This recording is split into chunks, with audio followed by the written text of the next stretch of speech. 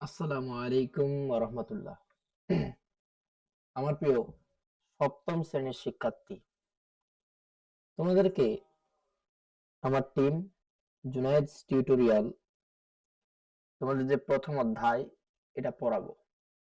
কিভাবে পড়াবো? তোমাদের একটা রোড ম্যাপ যদি দিই তাহলে তোমরা সব থেকে বেশি ভালো বুঝবা। তোমাদের মেইন বইটা একটু খুলি। তোমাদের মেইন বইটা খুললে তুমি এখানে দেখতে পাবা যে এখানে টোটাল তোমাদের অধ্যায় আছে 11টা। অধ্যায় আছে 11টা। 11টা অধ্যায় আছে। 11টা অধ্যায়। তো এই 11টা অধ্যায় এর মধ্যে তোমাদের অর্ধবার্ষিকে যে অধ্যায়গুলো আছে, মনে করো সবার স্কুলের সিলেবাস তো মিলবে না। হুম কারো কারো সিলেবাসের প্রথম দ্বিতীয় প্রথম একাদশ অধ্যায়ের মধ্যে মনে করো এই 6টা অধ্যায় থাকবে। আবার কারো কারো বইয়ে দেখবা যে কারো স্কুলে আবার একাদশ অধ্যায় থেকে সপ্তম অধ্যায় এইভাবে আছে। এভাবে অনেক স্কুলের থাকে। আবার কারো দেখবা এখানকার প্রথম 3টা আছে, আবার এখানকার 2টা আছে। এইভাবে থাকতেও পারে, বলা যায় না। তো এই সমস্ত কিছু বিবেচনা করে আমার টিমের যে টিম মেম্বার গুলো আছে, এরা চিন্তা করে একটা রোড ম্যাপ দিছে যে তোমাদের প্রত্যেকটা অধ্যায়ের ক্লাস হবে, ভালো করেই হবে, এবং অধ্যায়গুলো একটু দ্রুত টানা হবে।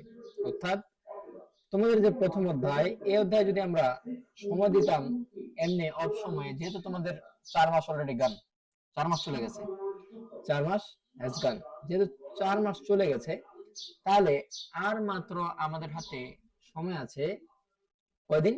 আর সময় আছে মনে করো 2 মাস বা 45 দিন। এই 45 দিনের মধ্যে তোমাদের এটাও শেষ হবে। এই প্রত্যেকটা অধ্যায় আমরা শেষ করে ফেলবো উইদিন 45 ডেজ। অর্থাৎ 45 দিনের মধ্যে এই অধ্যায়গুলো শেষ হয়ে যাবে। আসো তাহলে প্রথম অধ্যায়টা কিভাবে পড়াবেন।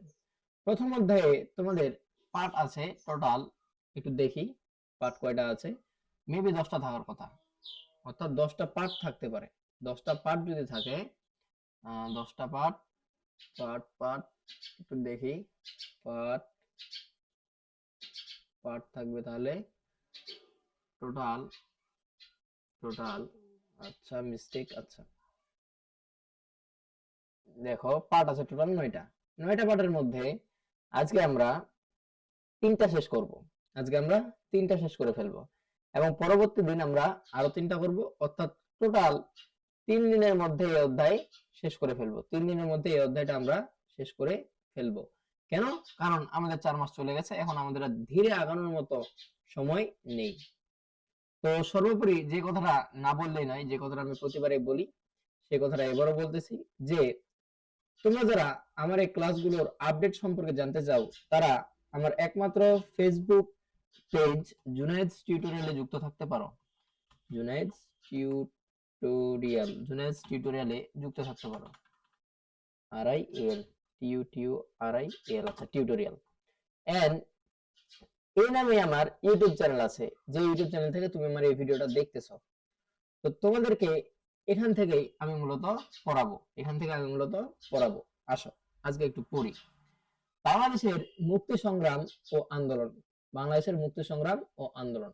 এই যে আমরা বাংলাদেশে বসবাস করে আছি এখন, এই বাংলাদেশ কি শুধুমাত্র একজন মানুষের জন্যই স্বাধীন হয়েছে? না, আমাদের সমস্ত জাতির জন্য, সমস্ত প্রজন্মের জন্য। যেমন ভাবে গণ আন্দোলন হয়েছে 24-এর গণ আন্দোলন, যেমনই ভাবে গণ অভ্যুত্থান হয়েছে 69-এর আন্দোলন, ঠিক তেমনি ভাবে 1971 সালে হয়েছে মুক্তিযুদ্ধ। এবার এখানে কিছু বিষয় আমরা পড়ব। দেখো একটু রিডিং করি যে কি বলছে। 1947 সালে ভারত ও পাকিস্তান নামে দুটি স্বাধীন রাষ্ট্র প্রতিষ্ঠিত হয়।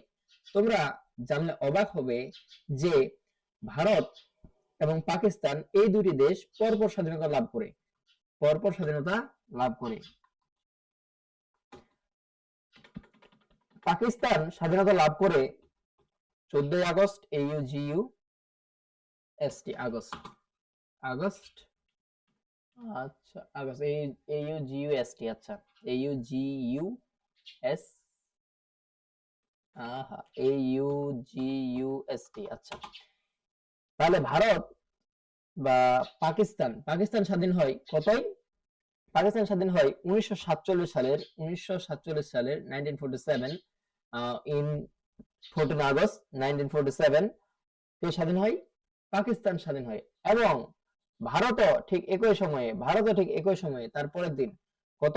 15 আগস্ট 15 আগস্ট আগস্ট 15 আগস্ট কত? 1947 সালে কি হয়? স্বাধীন হয়। তাহলে এই দুইটা দেশ পরপর স্বাধীনতা লাভ করে, এই তারিখগুলো তোমার মনে রাখা লাগবে। আসো এবার কি পড়বো। এর মধ্যে পাকিস্তান ছিল পশ্চিম ও পূর্ব পাকিস্তান দুই খণ্ডে বিভক্ত, যা তোমরা সকলেই জানো, যা একে অপরের থেকে বহু দূরে অবস্থিত। এখন একে অপরের থেকে কত দূরে অবস্থিত ছিল এটা যদি বলি তাহলে এটা হবে total 1200 Miles 1200 Miles 1200 mile ML দিলাম, মাইল 1200 মাইল 1200 মাইল। তাহলে ভারত এবং পাকিস্তান অর্থাৎ পূর্ব পাকিস্তান এবং পশ্চিম পাকিস্তানের মধ্যে ছিল ভারত, এবং এর মধ্যকার যে দূরত্ব ছিল, এর মধ্যকার টোটাল দূরত্ব ছিল 1200 মাইল। পূর্ব পাকিস্তান ছিল মূলত বাঙালি মুসলমান ও হিন্দুদের বাস। পাকিস্তান রাষ্ট্র প্রতিষ্ঠার পর থেকেই বাঙালিরা শোষণ, অত্যাচার, বৈষম্যের শিকার হয়। এর বিরুদ্ধে তারা ধারাবাহিকভাবে সংগ্রাম ও আন্দোলন শুরু করে। শুরু হয়। এর মধ্যে 52 ভাষা আন্দোলন, পূর্ব পাকিস্তানের প্রাদেশিক পরিষদের নির্বাচন, সামরিক শাসন আন্দোলন, শিক্ষা অন্যতম আন্দোলন এবং শিক্ষা আন্দোলন অন্যতম। এদের মধ্যে শিক্ষা আন্দোলন অন্যতম। শিক্ষা আন্দোলনও হয়েছিল। 1966 সালে 6 দফা আন্দোলন, ঐতিহাসিক আগরতলা ষড়যন্ত্র ও মামলা, সাংস্কৃতিক স্বত্বাধিকারী আন্দোলন অর্থাৎ আমাদের যে পহেলা বৈশাখ এটা পালনে বাধা, 11 দফা আন্দোলন, 69-এর গণ অভ্যুত্থান এবং 1970 সালের সেই বহুল আকাঙ্ক্ষিত সাধারণ নির্বাচন। তার পাশাপাশি আরেকটা জিনিস এখানে যুক্ত করতে হবে, যুক্তফ্রন্ট সরকার। এসব আন্দোলন ও ঘটনার মধ্য দিয়ে বাঙালির স্বাধীনতার চেতনা বেগবান হয়ে উঠেছে। এবার আমরা জানবো বাংলাদেশের মুক্তি সংগ্রাম ও গণ আন্দোলনের কয়েকটি গুরুত্বপূর্ণ ঘটনা। পার্ট 1, রাষ্ট্রভাষা আন্দোলন। তোমরা হয়তো শুনলে অবাক হবে যে তোমাদের এই বইয়ে এটা লেখা আছে কিনা আমি জানি না, 1937 সাল থেকে বাংলার মানুষ রাষ্ট্রভাষা নিয়ে যে একটা দাঙ্গার মধ্যে আছে, এটা মূলত সেই সময় থেকে চলমান, যা 1952 সালের 21শে ফেব্রুয়ারির মাধ্যমে অবসান হয়। তারপরেও বহুদিন ত্যাগ তিতিক্ষা এবং মানুষের আত্মত্যাগের ফলে আমরা আজকের আমাদের এই রাষ্ট্রভাষা পেয়েছি। আসো পড়ি। 1947 সালে পাকিস্তান স্বাধীনতা লাভের পর রাষ্ট্রের নীতি আদর্শ নিয়ে বিভ্রান্তি দেখা দেয়, অর্থাৎ রাষ্ট্র কেমন হবে। এই অবস্থাকে বলা হয় বা বলা যায় সংহতির বা একত্বতার সংকট। হিন্দু ও মুসলিম দুটি পৃথক জাতি, এই দাবি ছিল পাকিস্তান প্রতিষ্ঠার পক্ষে প্রধান যুক্তি। অর্থাৎ পাকিস্তানকে দুইটা অংশে বিভক্ত করার চেষ্টা করা হয়েছিল। দ্বিজাতি তত্ত্বের প্রধান প্রবক্তা মোহাম্মদ আলী জিন্না নিজে পাকিস্তানের স্বাধীনতার কয়েকদিন পরেই গণপরিষদে বলেন, মুসলিম হিন্দু, এটা রেড করে দিই কারণ it is very very important line. মুসলিম হিন্দু, খ্রিস্টান, বৌদ্ধ কিংবা পাঞ্জাবি, বাঙালি, সিন্ধি, পাখতুন এগুলো জাতি পরিচয় তুলে সকলকে এখন এক পাকিস্তানি হতে হবে, অর্থাৎ আমাদের পাকিস্তানটাকে এক করতে হবে, এটা বলেছে সে। এরপর কি হলো? এরপর দেখো, এরপর বলছে কিন্তু সেই পাকিস্তানের ঐক্যসূত্র তৈরি করতে গিয়ে পাকিস্তানের নেতারা ইসলাম ও উর্দু ভাষার উপর জোর দেন। অর্থাৎ তিনি বলেছিলেন যে সবাই একই, কিন্তু সবাই তখন জোর দিয়ে ফেলে তাদের মাতৃভাষার উপর এবং অন্যান্য ধর্ম, ভাষা, সংস্কৃতির বিরুদ্ধে অবস্থান নেই। তখন মানুষ জাতিতে বিভক্ত হয়ে যায়। এমনকি বাংলা ভাষার সমৃদ্ধ সাহিত্য রবীন্দ্রনাথ, মাইকেল, বঙ্কিমের মতো গুরুত্বপূর্ণ সাহিত্যিকদের প্রতি তৎকালীন পাকিস্তান সরকারি বৈরী অবস্থান গ্রহণ করে, যেহেতু তারা বাংলা সাহিত্যিক ছিল। বহু ভাষাবিদ পণ্ডিত ডক্টর মোহাম্মদ শহীদুল্লাহ এদেশের অগ্রণী বুদ্ধিজীবী ও সাহিত্যিকরা বাংলা ভাষা, বাংলা সাহিত্য, বাংলা সংস্কৃতি ও ঐক্য রক্ষায় এগিয়ে আসেন। তখন এদের মতো কিছু ভালো মানুষ এগিয়ে আসে। এ সময়ে ডক্টর মোহাম্মদ শহীদুল্লাহ একটি ভাষণে বলেছিলেন, আমরা হিন্দু মুসলিম, এদের উক্তিগুলো মোস্ট ইম্পর্টেন্ট। আমরা হিন্দু মুসলিম যেমন সত্য, তার চেয়ে বেশি সত্য আমরা বাঙালি।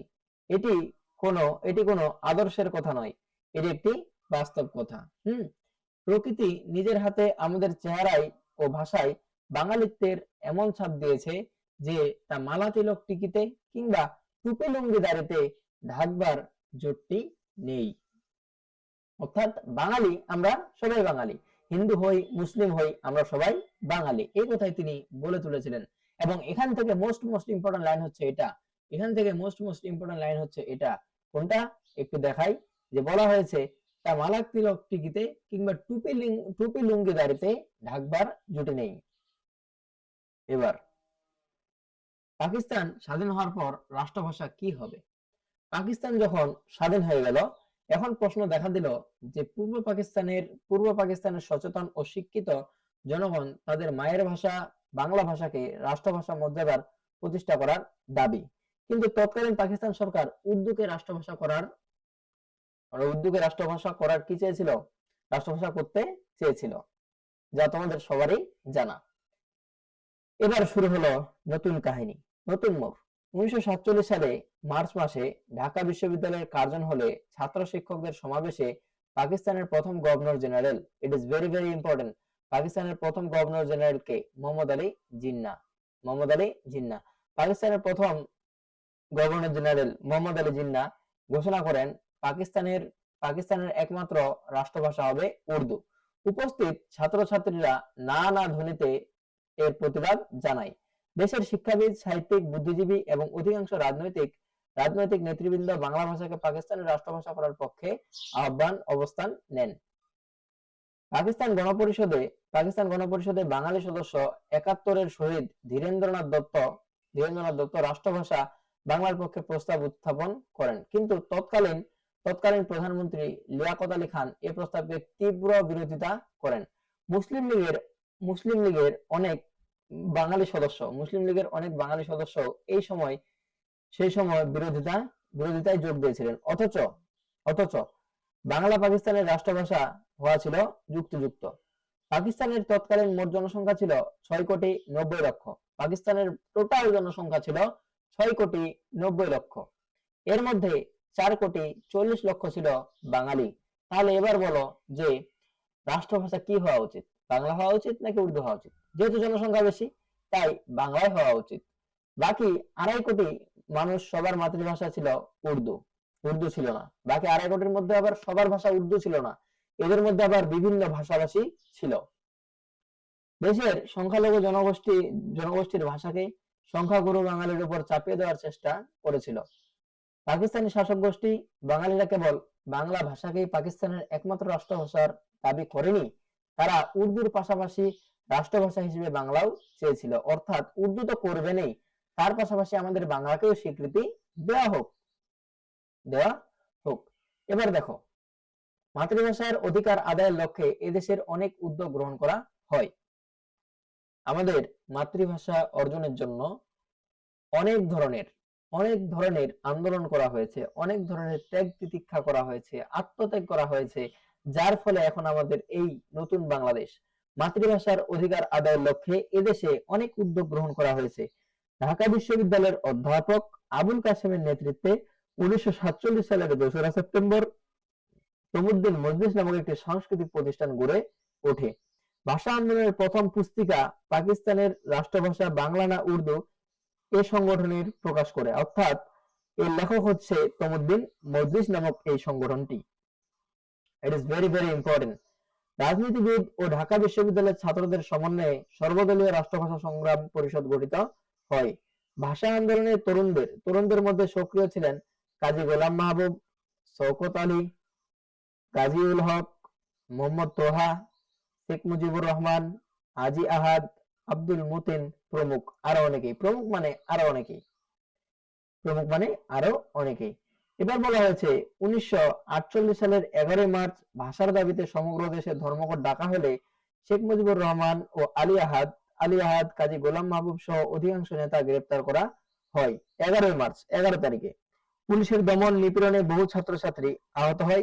এতে ভাষার জন্য আন্দোলনে কিন্তু বন্ধ হয়নি। এই ঘটনার প্রতিবাদে ঢাকা বিশ্ববিদ্যালয় সহ অন্যান্য শিক্ষা প্রতিষ্ঠানে ধর্মঘট পালন করা হয়।